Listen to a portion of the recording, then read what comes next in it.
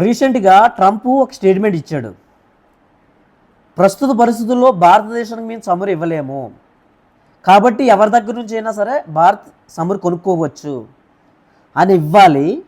అలా కాకుండా మేము ఇవ్వలేము కాబట్టి రష్యా నుంచి కొనుక్కోవచ్చు, దానికి మేము పర్మిషన్ ఇస్తున్నాం. రష్యా నుంచి కొనుక్కోవడానికంట మనకి ట్రంప్ పర్మిషన్ ఇస్తున్నాడట.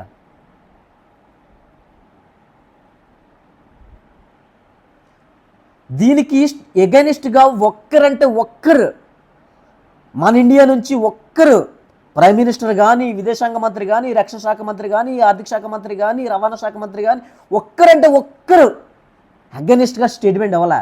నువ్వెవడవరా మాకు పర్మిషన్ ఇవ్వడానికి?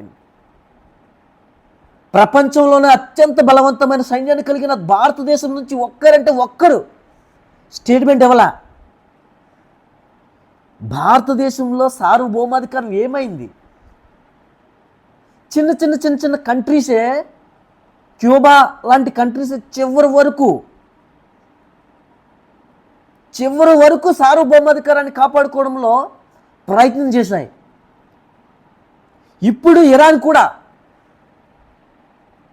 అంత చిన్న కంట్రీ అయినప్పటికీ కూడా ఇజ్రాయెల్, అమెరికా లాంటి కంట్రీస్తో తలపడుతుంది సార్వభౌమాధికారాన్ని కాపాడుకోవడానికి.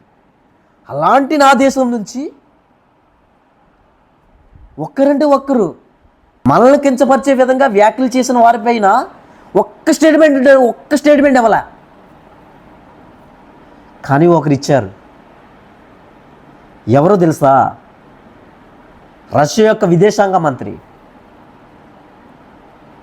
ఏమని తెలుసా?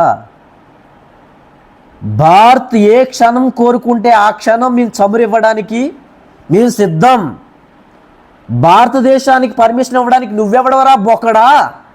భారతదేశం మా మిత్ర దేశం, ఎనీ టైం వాళ్ళకి క్రూడ్ ఆయిల్ ఇవ్వడానికి మేము సిద్ధంగా ఉన్నాం అని ఒకే ఒక స్టేట్మెంట్తో దెబ్బకి అమెరికా, ట్రంప్ ఇంకా దాని మీద మాట్లాడలే. ఇంకా ఒకే ఒక స్టేట్మెంట్, నువ్వెవడవరా వాళ్ళకి పర్మిషన్ ఇవ్వడానికి? భారతదేశం మా మిత్ర దేశం, ఎనీ టైం మేము సిద్ధంగా ఉన్నాం, వాళ్ళు కోరుకుంటే తక్షణమే వాళ్ళకి మేము క్రూడ్ ఆయిల్ ఇవ్వడానికి సిద్ధంగా ఉన్నాం అని రష్యా వాళ్ళు స్టేట్మెంట్ ఇచ్చారు. ఇది కదా మిత్రధర్మం అంటే, ఇది కదా